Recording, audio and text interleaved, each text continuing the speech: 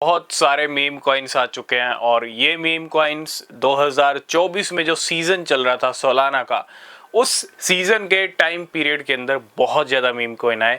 और जब किसी कॉइन का किसी नरेटिव या कोई ऐसी कैटेगरी ट्रेंड में चलती है या सीजन चलता है तो उस कैटेगरी से जुड़े कॉइन्स मार्केट में बहुत सारे आ जाते हैं। और आपने देखा 2024 में बहुत ज़्यादा मीम कॉइन्स आए, क्योंकि 2024 साल भी मीम कॉइन्स का था, सोलाना का सीजन चल रहा था और इसी बीच बहुत सारे मीम कॉइन आए और 2025 में भी बहुत सारे मीम कॉइन आ चुके हैं।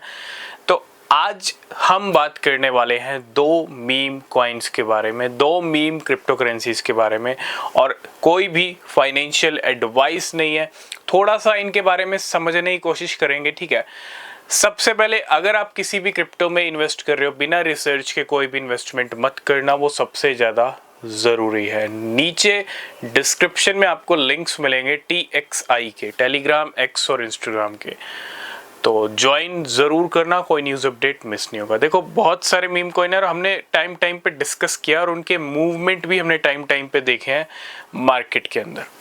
अब इन्हीं में से कुछ कॉइन ऐसे थे जो 2024 में ही आए थे और 2024 का जब सीज़न चल रहा था, अगस्त सितंबर अक्टूबर में मीम कॉइन्स फिर से अपने रिकॉर्ड हाई पर जा रहे थे जो साल की स्टार्टिंग से पंप कर रहे थे, ठीक है। उन्हीं बीच ये दो मीम कॉइन्स भी अच्छे मूव ले रहे थे और अभी रिसेंटली फिर से इनके प्राइस अच्छे ड्रॉप हुए, उसके बाद फिर से अच्छा मूवमेंट आया। तो कहने का मतलब ये है कि जो मूवमेंट 2024 में आ रहा था उसके बाद आपको पता है मीम कॉइन्स की मार्केट गिरी, मीम कॉइन्स ड्रॉप हुए और उसके बाद जो रिकवरी वाला सीजन चल रहा है पिछले 1-2 महीने से, उसी के अंदर ये दोनों मीम कॉइन्स भी पंप हुए हैं। लेकिन इन दोनों को मीम कॉइन्स के पंप जंप देख के लगता है, सबसे पहली बात तो इनका ये पहला सीजन है, पहला साल है। ऑलरेडी ये पिछले समर सीजन में मार्केट में आए थे और अभी ये फर्स्ट समर सीजन है इनका मार्केट के अंदर, ठीक है। और आप यूँ समझ लो 1 साल होने वाला इन मीम कॉइन्स को, और अच्छा खासा स्टार्टिंग में पंप हुए, उसके बाद ड्रॉप हो गए और अब जो पंप आ रहा है, जंप आ रहा है, वो कहीं ना कहीं एक अच्छा मूवमेंट, एक अच्छा सेंटिमेंट शो कर रहा है, ठीक है। तो सबसे पहला जो मीम कॉइन है वो है म्यू, MEW।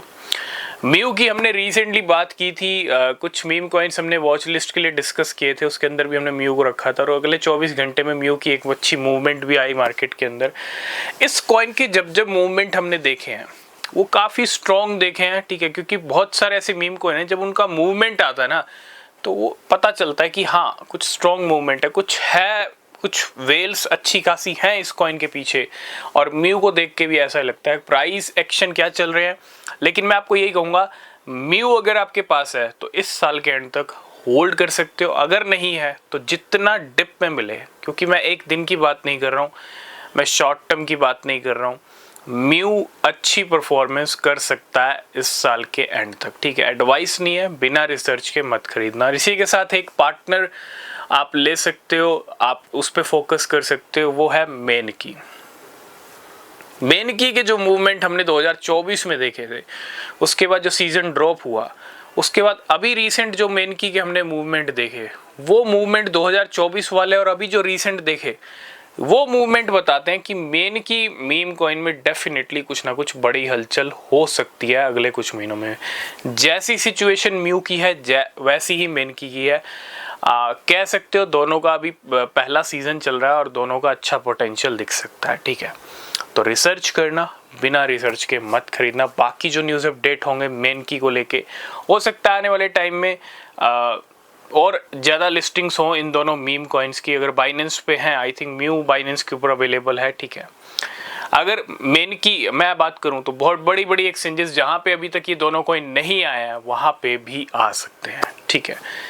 तो आज की इस वीडियो को करेंगे यहीं पे, तब तक के लिए बाय बाय, टेक केयर।